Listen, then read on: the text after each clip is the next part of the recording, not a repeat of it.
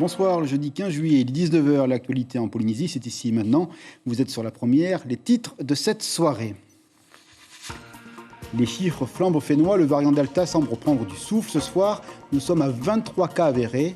Dans ce contexte qui interpelle, le débat autour de l'obligation vaccinale pour les soignants et l'usage du quotidien du QR code pourrait gagner en intensité. Nous verrons leur traduction ici, en Polynésie. Désormais, c'est une question de lecture du droit. Les juristes de Tahiti ont été interrogés aujourd'hui. Avec cette situation qui alerte, nous recevons ce soir le ministre de la Santé. Les jours qui viennent vont être déterminants, alors qu'à ce jour, la stratégie du pays en matière sanitaire avait été exemplaire et fonctionnait plutôt bien. Nous ouvrons le dialogue avec Jacques Rénal dans quelques minutes. Merci, monsieur le ministre. Un nouveau toit et enfin un chez-soi pour cultiver le jardin de ses intimités. Une nouvelle maison et la vie change, elle devient plus facile. À Moorea, où nous irons, un phare et au péage, c'est une recette de bonheur. Nous avons visité une famille qui va savourer désormais la complicité des jours heureux. Des chiffres qui disent l'importance de la journée. Plus de 2000 jeunes, enfants et adolescents, 32 centres de vacances. Cette journée de rassemblement à la dimension XXL, une journée de rencontre et de partage, comme l'heureuse manière de s'ouvrir à l'autre et d'élargir aussi ses horizons communs. Nous étions présents à Itea pour ce rendez-vous sympathique. Poussière de flammes dans le ciel et plaisir toujours enfantin dans les yeux. Les feux d'artifice de Punaoya ont fait parader la nuit ses étoiles pour le 14 juillet et des milliers de personnes ont applaudi ce spectacle, tout autant éphémère que magique, la part de lumière dans la nuit à la fin de ce journal. Nous ouvrons cette édition et la nouvelle vient de tomber, raide comme un couperet, 23 cas de variant Delta formellement identifiés au Fénois. La propagation semble s'accélérer avec un souffle de marathonien et la controverse fraternité vaccinale contre liberté envolée gagne en acuité. Ce face-à-face renvoie à la question de la vaccination obligatoire pour le personnel médical et paramédical. Il interroge aussi le pass sanitaire. Le Conseil d'État à Paris va être saisi une fois la loi votée. Alors, quel est le cadre juridique possible ici en Polynésie? Réponse avec Suliane Fabenec et Jacques Damour. Bientôt, il vous faudra peut-être ce sésame pour voyager ou simplement dîner au restaurant. Le pass sanitaire devrait entrer en vigueur en métropole. Le pays devrait suivre, mais la mesure inquiète déjà les premiers concernés. Moi, je suis contre, tout simplement contre, puisqu'on ne va pas pouvoir mettre une personne devant la porte du restaurant. Ça va être une complication. Moi, je ne vois pas l'intérêt sur le Fénois de faire ça. Si les clients vont devoir montrer patte blanche, cela sera aussi le cas pour les employés des commerces. Ce chef cuisinier n'est pas vacciné et si on l'oblige, il est prêt à prendre les décisions qu'il faut. Je suis pas d'accord. Je serais prêt à arrêter de travailler? Si j'ai pas le choix, ouais, je vais arrêter de travailler, quoi. Plutôt que de me faire vacciner, ouais. Pour rendre obligatoire la vaccination des personnels de santé, comme le pass sanitaire, cela doit passer par une loi. Un projet de loi est déjà en cours dans l'Hexagone, mais la question reste de savoir si c'est conforme ou non à la Constitution et donc à nos libertés fondamentales. Si on doit être vacciné, si on doit se soumettre à cette obligation, il faut savoir pour quelles raisons. Et on constate que jusqu'à présent, on n'a pas déterminé qui étaient les personnes qu'il fallait protéger, alors qu'a priori, elles peuvent se faire vacciner elles-mêmes. Donc ça pose déjà une première difficulté. Il y a une deuxième difficulté qui va se poser dans cette analyse juridique, c'est celle de l'efficacité du vaccin. On sait qu'on a peu de recul déjà sur le vaccin en lui-même, encore moins vis-à-vis du variant Delta. Donc je pense qu'on a encore besoin de recul pour savoir s'il y a une véritable efficacité. Et ça va être difficile pour une juridiction de statuer sur cette question-là à ce stade très avancé, très prématuré. Certains commerçants, pour des questions touristiques, voient la mesure d'un œil plutôt conciliant. D'autres refusent d'imposer ce choix à leurs clients. Je pense que c'est une mesure qui d'abord permet à tout le monde de se rassurer sur la vaccination de tout et à chacun, de la protection de tout et chacun également. Mais par contre, effectivement, il ne faudrait pas que ce soit trop lourd à gérer pour les commerçants tant que pour les clients. Je suis peut-être contre ça, contre le pass sanitaire, surtout pour les personnes qui viendront dans mon magasin par exemple. Par exemple, je ne vais pas les obliger à avoir un pass pour qu'ils viennent dans le magasin. Quoi qu'il en soit, le pays a du pain sur la planche car toute la complexité sera de savoir comment ces mesures seront et pourront être mises en place. Un reportage réalisé avant l'arrivée des nouveaux chiffres, nous vous le disions dans les titres, 23 cas de variant Delta repérés aujourd'hui. Monsieur Rénal, bonsoir, ministre de la Santé. Bonsoir à tous. Est-ce que ces 23 cas liés au variant Delta changent la donne par rapport à la politique sanitaire? Ce qui change la donne, c'est pas tellement le nombre de cas, bien évidemment trop important, et surtout ce que je dirais la dynamique, c'est-à-dire l'ascension assez importante du nombre de cas de positivité. Et ce variant a pour caractéristique, on le sait déjà, d'être plus facilement distribué, je dirais, au contact, c'est-à-dire qu'il est plus contaminant. Et il a aussi pour caractéristique d'être un peu plus, d'entraîner un peu plus de signes de gravité que le virus premier. Donc, c'est surtout cette diffusion assez importante et rapide qui génère des troubles dans l'organisation des soins, puisqu'on s'attend, si cette épidémie qui redémarre... Parce que les 15 prochains jours qui viennent vont être importants. Voilà, si cette épidémie qui redémarre venait à se développer de façon importante, c'est toujours la même chose. Nos structures de santé risquent d'être en mise en tension. Oui, parce que ce soir, 2 personnes sont hospitalisées, dont une personne en réanimation. Voilà, c'est cela. Pour l'instant, c'est les chiffres que nous avons. Nous allons voir dans les 2-3 jours qui viennent comment se passe. Est-ce que ça devient plus grave ou non? Ce qui nous inquiète surtout, et ça, c'est une différence par rapport au début de l'épidémie que nous avions vécu notamment l'année dernière, c'est la diffusion dans les îles. Ça, dans les archipels, notamment à l'heure actuelle aux Marquises Sud et dans les Tuamotu. On attend des nouvelles pour d'autres îles. Pourquoi? Eh bien parce que c'est dans ces îles-là, la prise en charge est beaucoup plus difficile, la surveillance est plus complexe, bien que nous ayons disposé des moyens nécessaires pour faire les analyses. Pour être clair, la stratégie, notamment aux frontières, a bien fonctionné jusque-là. Est-ce qu'on peut dire que c'est le comportement inconscient d'une personne qui est un petit peu à l'origine de cette explosion constatée ce soir? Une personne, peut-être 2, je ne sais pas, mais c'est vrai que la détection des cas de positivité se fait toujours pratiquement à 95 ou 97% des cas, se fait au moment de l'arrivée sur le territoire, c'est-à-dire ce qu'on appelle le test à J0, c'est-à-dire ce fameux test que l'on fait quand on arrive par l'aéroport. C'est d'ailleurs très très bien organisé. Je félicite mes équipes et les équipes de l'Institut Malardé pour cette organisation, parce que finalement le flux se passe très facilement. Et à chaque fois, on a eu la réponse de positivité rapide. Alors, quelle stratégie? Le vaccin, pour vous, on est seulement à 28% de personnes vaccinées ici sur le territoire. Oui, trop peu pour vous? Il faut, bien sûr que c'est trop peu. On a quand même réussi à vacciner la plupart des personnes dites à risque, c'est des personnes âgées de plus de 70 ans. Dans cette zone-là, on est entre 75 et 78% de vaccination. Par contre, c'est vrai que sur l'ensemble de la population en général, nous ne sommes qu'à 28%. Cependant, moi, je modère toujours le propos dans la mesure où l'éclatement géographique de notre pays crée également une certaine distanciation entre les individus et donc un frein à la dissémination. Mais on voit, par exemple, dans les cas actuels de ces jours-ci, que ce frein-là n'est pas forcément aussi freinant qu'on pourrait l'imaginer. Juste dernière question et rapidement. Demain, vous avez une réunion avec, je crois, les services de l'État. Oui. Est-ce que vous allez proposer, vous, au nom du pays, de nouvelles mesures? Bien sûr. Bien sûr. Plus draconiennes. Nous avons un comité stratégique, ce qu'on appelle un comité stratégique, c'est-à-dire c'est là où se prennent les décisions entre le pays et l'État. Et nous allons proposer des mesures qui sont semblables pour certaines à celles qui existent en métropole, mais d'autres mesures qui sont adaptées.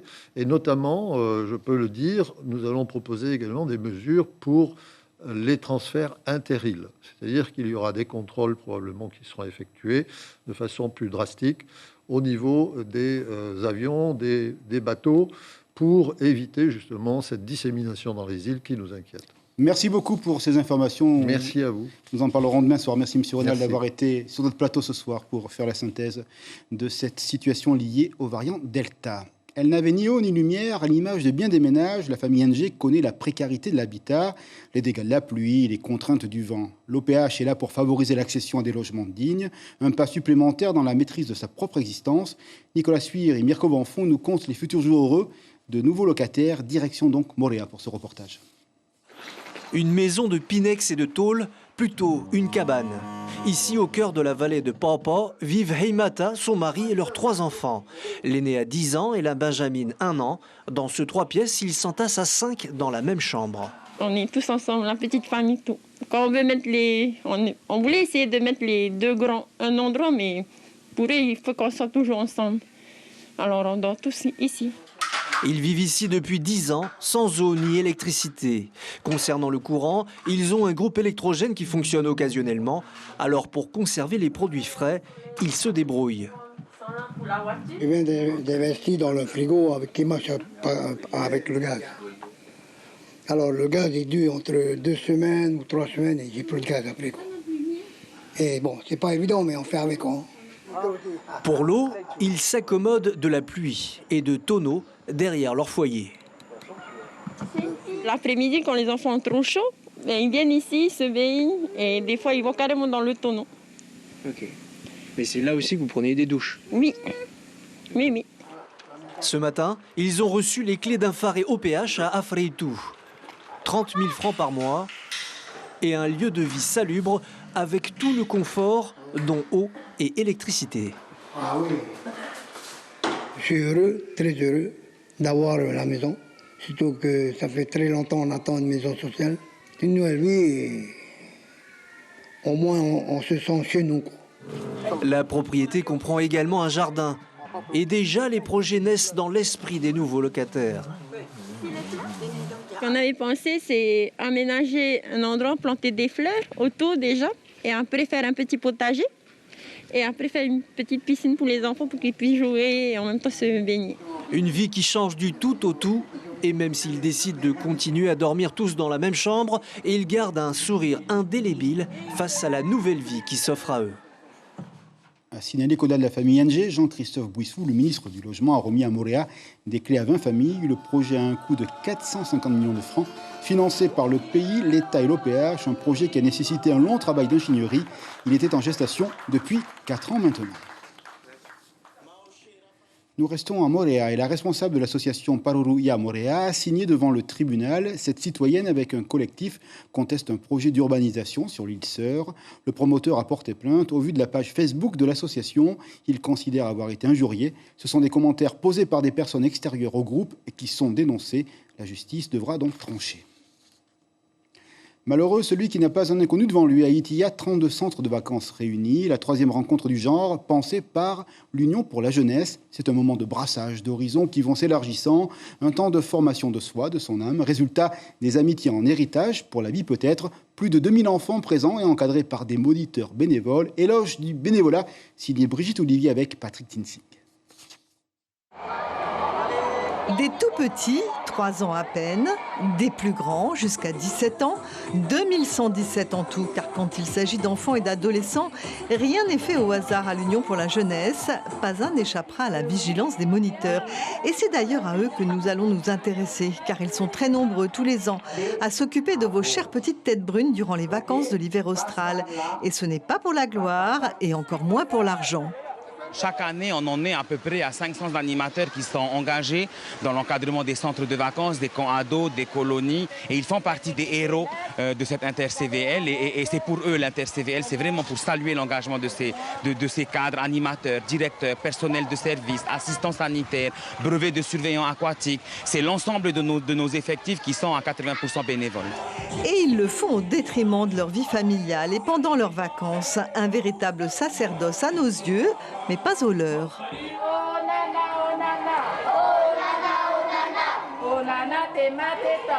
M'en occuper des enfants, c'est ma joie de vivre. La joie des enfants, ça représente tout pour moi. Donc voilà. Vous passez du temps avec eux? Beaucoup de temps, en cuisine, en animation et en activité. J'adore ce que je fais, j'adore être avec les enfants, partager ce que je peux et recevoir autant que je puisse. Donc tout ça, c'est que du bonheur pour nous, surtout quand tu aimes l'animation, tu aimes ce que tu fais, tu aimes ce que tu vois. Donc tu ne peux que revenir bénévolat, hein, tu ne peux pas dire autrement, c'est que voilà. C'est de donner du temps justement à des enfants qui en ont besoin. Là, c'est les vacances. Plutôt que de les voir sur la route, de les voir traîner dans les quartiers, c'est de donner du temps justement pour les canaliser, les faire dépenser, leur faire découvrir beaucoup plus de choses par rapport à la culture, du tressage, etc. Alors cette journée, c'est un peu la leur, une 3e édition qui rend hommage à leurs nombreux talents, à leur goût des autres, à leur enthousiasme et finalement à ce don de soi qui rend la vie meilleure. Sympa les sourires, direction les Tuamotu. Mélange, c'est la richesse. En cela, le sport est aussi une grande école de la vie. Les compétitions de Baha dans l'île de Hao le démontrent. Toutes les générations, vétérans et jeunes, femmes et hommes réunis. Plusieurs catégories en lice, V6 mixte, V1 masculin, V1 féminin. Bref, c'était la fête au bout des rames. De l'énergie et des sourires pour tout le monde, vainqueurs et participants. Mathieu Allot, notre correspondant sur place, a interrogé Gérard Ferry, un vétéran valeureux. Très dur. Le cardio est très dur. Mais bon, on était devant quand même, devant 3 équipages de jeunes. On n'a pas démérité. Bien content. Comme quoi l'entraînement et l'échauffement, ça apporte du bénéfice. Voilà, fatigué. KO quand même, carrément. Encore des hommes heureux dans ce journal. Il a 25 ans, il rame à Maïna. Et aujourd'hui, sur son visage de sportif, la lumière d'un moment plein de félicité. Péré Opou, c'est son nom, vient de recevoir 2 billets ATN pour la destination de son choix. Une récompense due à la course Vodafone. Alfred Mata représentait l'organisation. La direction de Polynésie la Première félicite à nouveau ce jeune rameur venu de Maïna. Bravo à lui. C'est beau l'amour d'un pays, d'en entendre le souffle, d'en percevoir l'âme. Complice, c'était l'idée hier du 14 juillet à Bora Bora. La population s'est réunie pour célébrer les 150 Aïtos de l'île, engagés dans les forces armées françaises. Séquence émotion avec les témoignages des proches, séquence festive et rythmée aussi avec la Zumba. On va écouter tout de suite une maman et l'organisateur.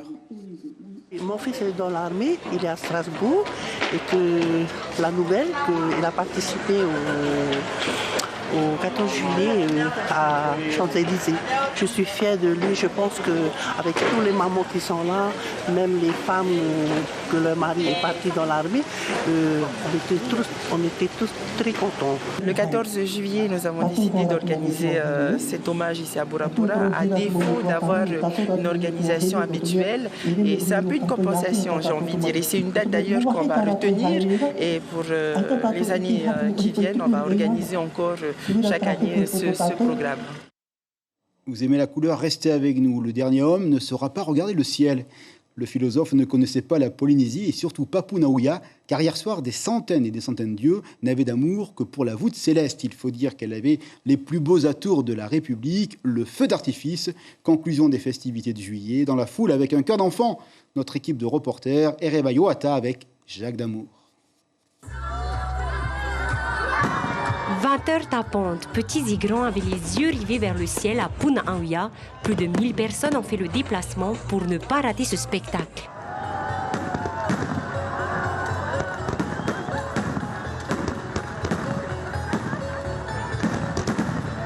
C'est exceptionnellement pour les enfants. Pour les trucs de feux d'artifice, ça les émerveille au fait. C'est une commune qui est assez active, parce que déjà là, ce soir, les feux d'artifice, le concert, le week-end dernier, ils ont organisé aussi des concerts. Donc il y a beaucoup de choses qui bougent ici et ça, c'est génial, quoi. Tranquillement installés en famille, entre amis, sur un péoué, parfois même au bord de l'eau, ils ont profité de 3 heures de concert qui ont régalé l'ouïe des spectateurs, avec parfois un semblant de vie d'avant.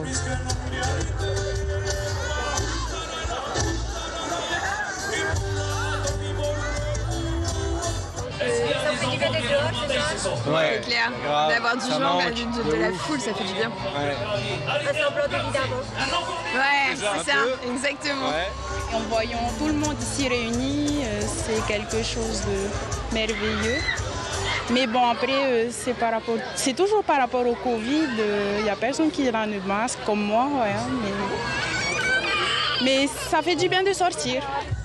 Clap de fin donc pour les festivités du mois de juillet de la ville de Puna-Aouia avec ses feux d'artifice, près de 10 minutes pendant lesquelles petits et grands avaient le regard étincelant. Super, merci à la ville, c'était génial, merci, super spectacle. Merci. Ça fait plaisir, tout ceci, la convivialité et le sourire. On va vous rappeler l'information principale de la soirée. Elle concerne évidemment la Covid-19. Avec cette question du pass sanitaire, nous attendons les juristes affûtent leurs arguments. Toujours est-il que la nouveauté, c'est ce chiffre, 23 cas de variant Delta détectés ici au Fénois.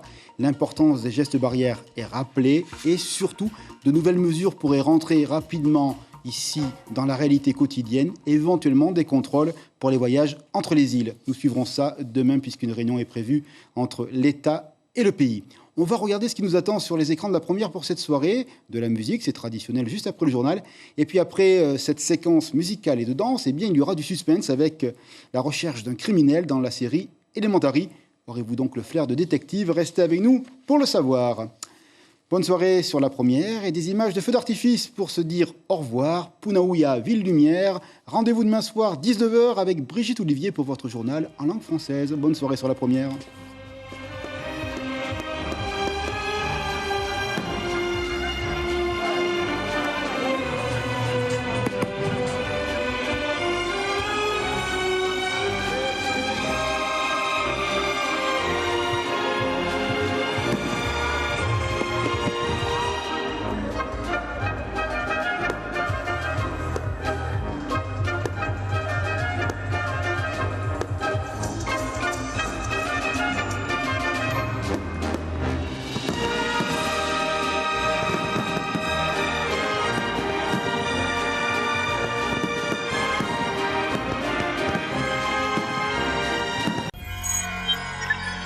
Retrouvez ce programme en replay sur notre site internet.